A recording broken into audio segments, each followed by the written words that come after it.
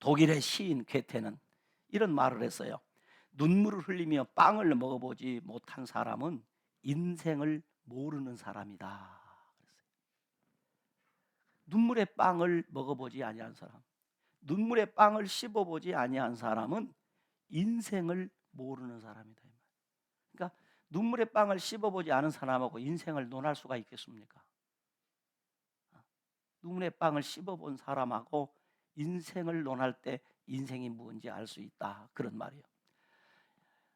유명한 설교자였던 스펄전 목사님은 이런 말씀을 했습니다. 천국은 메마른 눈으로는 못 간다. 천국은 젖은 눈을 가져야만 갈 수 있는 곳이다 라고 했습니다. 우리는 스가랴서 알아가기를 시작하면서 스가랴서의 중심 주제가 무엇이라고 했죠? 회복이라고 했습니다. 회복. 이 스가랴서를 통해서 우리가 주는 메시지의 핵심 주제는 회복이란 말이에요. 그런데 이 회복은 반드시 무엇이 전제되어야 된다? 성결이 전제되어야 된다.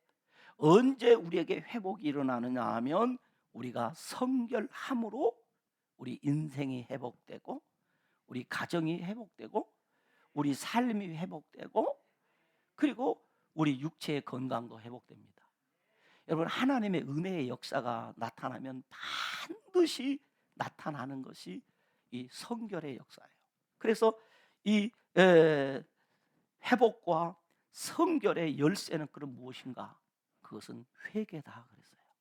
우리가 회복되고 성결하게 되려고 하면 반드시 회개라는 역사가 나타난다 이 말이에요.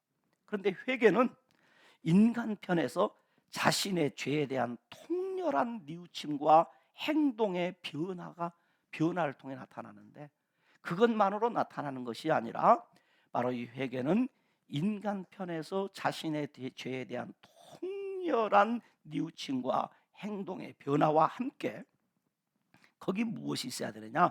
하나님의 주권적인 은총으로 나타나는 것이 회개다 이 말이에요.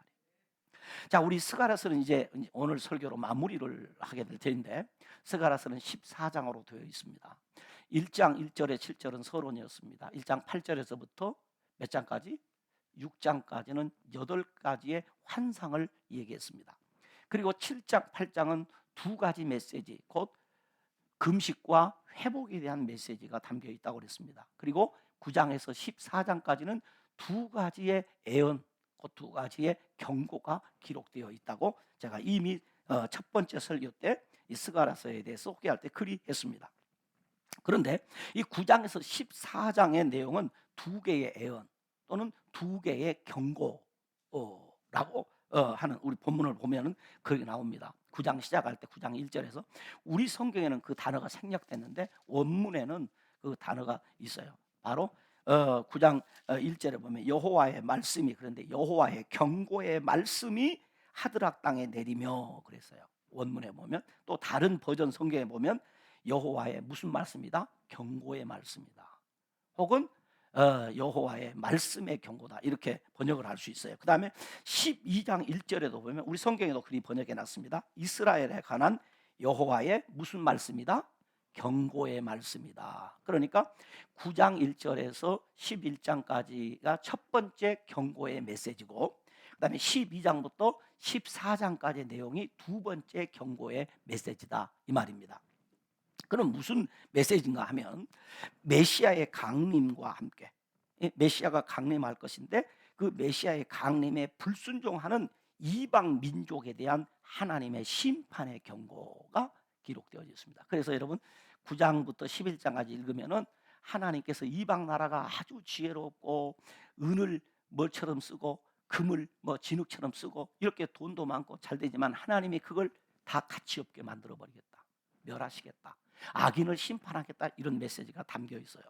그리고 12장부터 14장에는 메시아의 강림과 함께 순종하는 선민 구원에 대한 예언의 말씀이 기록되어 있다 말입니다. 그런데 하나님께서는 불순종하고 배신한 예루살렘 백성들을 바로 심판하거나 멸망하지 않으시고 그들을 보호하셔서 회복하게 하시고, 그를 통해서 반드시 하나님의 영광을 나타내실 것에 대해서 말씀하시면서 오늘 우리가 본문으로 택하고 있는 이 스가랴 12장에서 눈물 이야기를 하고 있습니다. 여기서 예루살렘은 단순히 이스라엘의 수도를 국한하여 말하는 것이 아니고, 여기 이스라엘은 이스라엘 백성들과 또 넓게는 신약 교회와 신약 성도들을 상징하기도 합니다. 오늘 이 본문을 통해서 우리는 두 가지의 메시지를 받게 될 텐데, 첫째는 하나님은 선민 보호와 선민 구원의 날이 우리에게 도래하고 있다.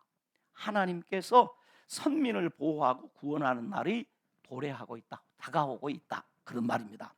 12장 2절에서 6절 말씀을 살펴보면 네 가지의 은유적 표현을 통해서 하나님께서 이스라엘을 공격하고 이스라엘 백성들을 괴롭히는 자들에 대한 심판과 파멸을 경고하며 선민 보호와 구원의 약속을 담고 있습니다. 첫째는 하나님의 백성으로 하여금 대적들에게 뭐가 되게 해주신다? 취하는 잔, 곧 진노의 잔이 되게 하겠다라고 말합니다. 그러니까 성경에 잔이라는 이 말은 바로 일반적으로 구약 성경에서 잔을 말할 때는 축복의 잔, 구원의 잔을 나타낼 때 이 잔이라는 단어를 씁니다. 그런데 오늘 본문에서는 이 잔을 심판의 잔, 하나님의 진노의 잔을 말하고 있습니다. 다시 말하면 예루살렘을 공격하는 민족은 마치 술을 먹고 취하여 비틀거린 것 같이 방향 감각을 상실하여 비틀거리면서 수치를 당하도록 하나님이 그리 하겠다, 그 말입니다. 이 말은 무슨 말이냐? 이스라엘 백성들을 하나님이 뭐 해주시겠다? 보호해 주시겠다. 이스라엘 백성들을 침략하는 나라는 결코 잘되지 못할 것이다, 그런 말입니다. 그러므로 하나님의 백성을 공격하는 자들에 대해서는 우리 하나님이 이스라엘 백성들이 그들에 대하여 진노의 잔이 되고 파멸의 잔이 되게 하신다는 그런 말씀이에요. 두 번째는 3절에 보면 이런 말씀을 합니다. 3절을 우리 같이 읽어볼까요? 시작. 그날에 내가 예루살렘을 모든 민족에게 무거운 돌이 되게 하리니 그것을 드는 모든 자는 크게 상할 것이라. 천하 만국이 그것을 치려고 모이리라. 표준 세번역 성경을 보니까 이렇게 번역을 해놨어요. 참 번역이 잘 된 것 같아요. 그날에, 제가 읽어드릴 테니까 한번 들어보십시오. 그날에 세상 모든 이방 민족이 예루살렘에 대하여 집결할 때에, 예루살렘을 침략하려고 모일 때에 내가 예루살렘을 뭐가 되게 하나? 바위가 되게 할 것이니. 예루살렘을 바위가 되게 한다는 말이에요. 여러분 아무리 힘이 센 사람도 바위를 들 수 없지요. 그들이 결코 이스라엘을 침략하지 못하다. 바위가 되게 할 것이니. 그 다음에 모든 민족이 힘을 다하여 밀어도 꿈쩍도 하지 않을 것이다. 하나님이 지켜주시면 아무리 힘센 사람이, 대단한 사람이 와서 그 사람을 흔들려고 해도 뭐한다? 꿈쩍도 안 한다. 왜? 큰 바위가 되게 해주십니다. 꿈쩍도 하지 않을 것이고, 그 다음 얘기가 재밌어. 그 바위를 들어 올리려고 하는 자는 누구든지 상처를 입을 것이다. 하나님이 이스라엘 백성을 바위가 되게 해주셔서 누구도 옮기지 못하고 그 바위를 들다가 상하는 것처럼 이스라엘 백성들을 공격하는, 괴롭게 하는 자들은 그 몸이다, 그가 다치게 될 것이다. 이렇게 하나님이 보호해 준다는 거예요. 여러분, 그렇습니다. 우리가 믿음으로 세상을 살다 보면 우리를 해치려는 사람들이 많다, 적다? 많아요. 그러나 하나님이 우리를 바위처럼 견고하게 해주면 나를 해치는 자들은, 해치려 하는 자는 나를 해치려 하다가 멸망한단 말이에요. 그 다음에 세 번째는 4절에 보면 이렇게 기록이 났습니다. 또 12장 4절을 같이 읽어봅니다. 시작. 여호와가 말하노라. 그날에 내가 모든 말처럼 놀라게 하며 그 탄자를 쳐서 미치게 하되 유다 족속은 내가 돌보고 모든 민족의 말을 쳐서 눈이 멀게 하리니. 그랬어요. 이 참 우리가 성경을 이렇게 읽으면서 우리가 보고 있는 이 개역개정 성경이 참 어렵다, 어떤 때는 참 이해가 잘 안 된다 하는 때가 참 많아요. 그래서 저는 쉬운 성경, 쉽게 좀 이 번역된 성경을 그래서 늘 이렇게 옆에 놓고 보는데, 표준 세번역을 봤어요. 표준 세번역 봤더니 이렇게 번역을 해놨습니다. 그날에 내가 모든 말을 쳐서 놀라게 하며, 이 말은 무엇입니까? 전쟁에 나가는 무기입니다. 전쟁에 나가는 무기인데 그걸 쳐서 놀라게 한다. 말탄 자를 쳐서 미치게 할 것이다. 말탄 자를 미치게 만든다는 거죠. 온전하게 놔두지 않는다는.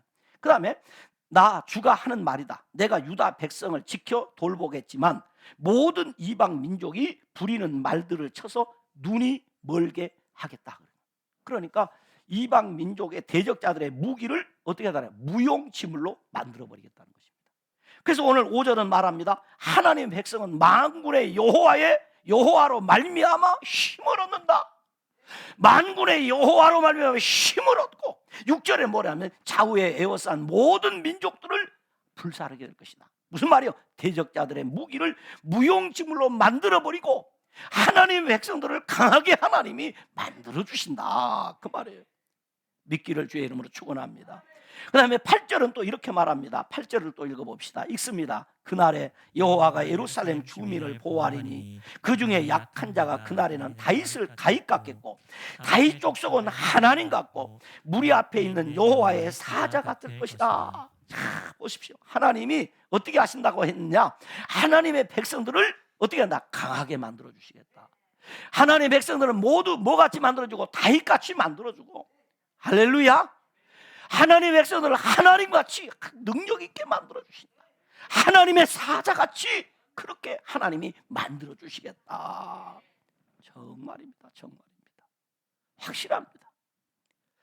그러므로 이스라엘을 공격하는 자들에서는 반드시 하나님이 심판하시고 파멸하며 선민을 보호하시고 구원하시는 그 하나님의 역사가 있는데, 오늘 12장에서 14장에 보면은 반복해서 17번이나 반복에 나오는 단어가 있는데, 그 단어가 뭐냐면 그날입니다. 그날에 언제 하냐? 하나님의 날이 있다. 언제 하나님이 그 이방 민족을 그리하고 하나님의 선민들을 그렇게 강하게 해주시고 그들을 구원해 주시고 능력 있게 해주냐? 그날, 곧 하나님의 때.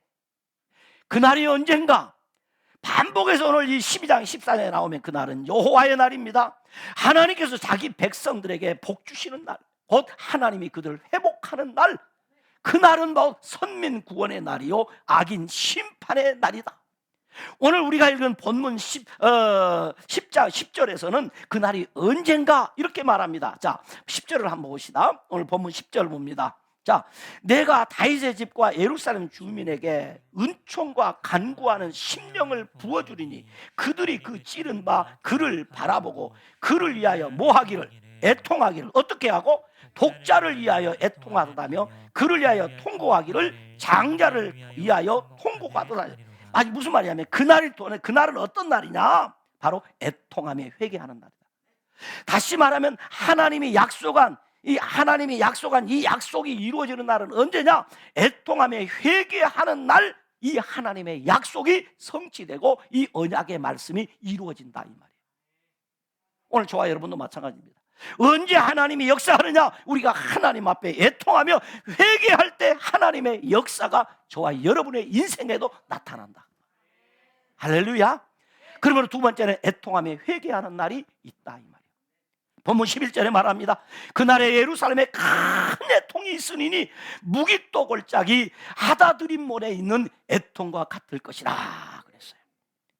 그날에 큰 애통함으로 회개할 것인데, 유다의 마지막 왕이었던 요시야 왕이 죽음으로 이스라엘 백성들이 애통했던 그 무기또 골짜기에서 마지막 왕이 죽으니까 백성들이 애통하며 울었던 그런 것 같이 심히 애통하며 슬퍼할 것이라고 했습니다.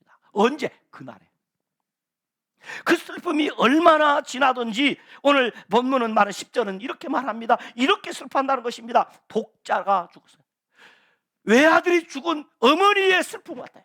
그 다음에 장자를 위하여 통곡하듯이 큰아들이 죽었단 말입니다. 그래서 우는같이 그렇게 회개하고 애통해하는 날, 그날이 언제야? 그날 온 땅이 애통하며 회개할 것이다. 그런데 이들이 어떻게 하는가 하고 보니까 오늘 12절에서 14절의 반복에서 11번이나 나온 단어가 하나 있습니다. 그게 뭡니까? 따로입니다. 따로. 따로 애통한다는 말이 11번이 나옵니다. 그러니까 그날에 어떻게 했나? 한 사람 한 사람도 빠짐없이 각기 모든 사람들이 다 애통해한다. 예? 각자 다 회개한단 말입니다. 바로 그날이 회복의 날이고, 그날이 하나님이 회복시켜주는 날이다. 누구든지 남녀노소 빈부 귀천학급 없이, 지역 구분 없이 각자가 따로따로 회개한다는 말이에요. 바로 그날 곧 회개의 날이 하나님이 회복시켜 주시는 은총의 날이 된다 그 말입니다. 그런데 여러분, 회개는 죄가 많은 사람이 하는 것이 아닙니다. 우리 생각할 때 죄가 많은 사람에게 내가 무슨 회개할 게 있어? 나 같은 사람이 무슨 회개할 게 있어요? 특별히 모태신앙으로 사시는 분들은 내가 뭐 특별히, 내가 어려서부터 어머니 뱃속에서부터 교회 와서 신앙생활하는데 무슨 내가 회개할 게 있는가 그렇게 생각할 겁니다. 또 여러분 교회에서 직분 맡아서 주일 잘 지키고 웬만한 교인의 의무를 다 하시면 내가 무슨 회개할 거 있어? 내가 큰 죄 지은 거 없는데, 이렇게 생각하실 수 있습니다. 그러나 여러분 아셔야 됩니다. 회개는 죄가 많은 사람이 하는 것이 아니라니까요. 그럼 누가 회개하느냐? 믿음이 좋은 사람이 하는 것입니다. 누가 회개하느냐? 믿음 좋은 사람이 하는 거예요. 응? 회개는 죄의 무게가 더한 사람이 하는 것이 아닙니다. 회개는 누가 하느냐? 하나님의 은혜와 사랑의 무게가 더 무거운 사람이 하는 것입니다. 하나님의 은혜를 더 많이 받은 사람이 회개합니다. 하나님의 복을 많이 받은 사람이 하나님 앞에 회개하는 것이다 이 말이에요. 그러므로 죄보다 더 악한 것이 무엇인가? 죄에 대하여 회개하지 않는 마음이 더 악한 것이에요. 죄보다 더 악한 것은 회개하지 않는 마음이 더 악한 것이다. 하나님께서는 성도의 회개 눈물을 보시고 재앙의 줄을 끊어주십니다. 경건한 신앙의 사람이 자신의 죄와 백성의 죄를 가슴에 안고 회개할 때 개인과 가정과 교회와 민족의 재앙의 줄을 끊으시고 복을 주시고 회복시켜 주신다. 할렐루야. 그러므로 회개는 부끄러운 것이 아닙니다. 회개는 부끄러운 것이 아니라 그것은 은혜고 축복입니다. 할렐루야. 그런데 본문 10절은 누가 애통해하며 회개의 눈물을 흘리는가에 대해서 말씀하고 있습니다. 본문 10절을 다시 한번 또 읽습니다. 자, 읽습니다. 같이 읽습니다. 시작. 내가 다윗의 집과 예루살렘 주민에게 은총과 간구하는 심령을 부어주리니 그들이 그 찌른 바 그를 바라보고 그를 위하여 애통하기를 독자를 위하여 애통하듯 하며 그를 위하여 통고하기를 장자를 위하여 통고하듯 하리라. 여기 보면 하나님 앞에 애통하며 회개하는 사람이 누구냐? 은총과 간구하는 심령의 부음을 받은 사람이 애통해하며 회개의 눈물을 흘리게 된다 그랬어요. 그런데 우리 성경은 조금, 이 개혁적인 성경은 조금 우리에게 이 어필이 좀 덜 되는 것 같아요. 다시 그래서 표준 세번역 성경을 제가 또 인용해 봅니다. 이렇게 기록했어요. 표준 세번역 성경은 아주 분명하게 내가 다윗 집안과 예루살렘에 사는 사람들에게 은혜를 구하는 영과, 좀 느낌이 오죠? 은혜를 구하는 영과 그 다음에 용서를 비는 영을 부어주겠다 그랬어요. 그러니까 하나님이 은혜를 구하는 영을 그 속에 부어주시고 용서를 비는 영을 부어주시겠다. 하나님이 용서를 비는 회개의 영을 부어주실 때 비로소 우리 신앙의 역사가 나타나는 거예요. 회개가 시작되니까 이 회개가 임할 때 나의 불신앙적 행동과 삶이 얼마나 악한 것인가를 알게 되고 하나님의 마음을 얼마나 아프게 한 것인지를 깨닫게 되며 하나님의 눈물이 내 심령 속에 담겨지는 거예요. 그래서 하나님께서 우리에게 회개하는 영, 은혜를 구하는 영을 부어주실 때에 우리는 하나님의 사랑이 믿어지고 하나님의 진노 중에 베푸시는 그 은혜의 깊이와 높이와 넓이와 길이를 우리는 깨닫게 되는 거예요. 그러므로 슬피 울며 회개하는 그날은 회복의 날이 되는 것입니다. 말씀을 마무리하기를 원합니다. 그날에, 회개하는 날에, 바로 회개하는 그날에 하나님이 회복시켜 주신다는 약속입니다. 우리가 지금 그 무엇보다도 일상의 회복을 바랍니다. 그런데 코로나가 상황이 좋아진 것이 아니라 오미크론이 지금 확산돼서 우리 10,000명이 넘어가지 않습니까? 그런데 또 거기다가 오늘 아침 뉴스에 보니까 오미크론보다 더 강력한 또 오미크론이 또 변이를 일으켰다는 겁니다. 그럼 어떻게 하냐? 이건 어떤 의술로도 안 되고 어떤 국가의 정책으로도 안 되니 하나님만 하실 수 있다는 거예요.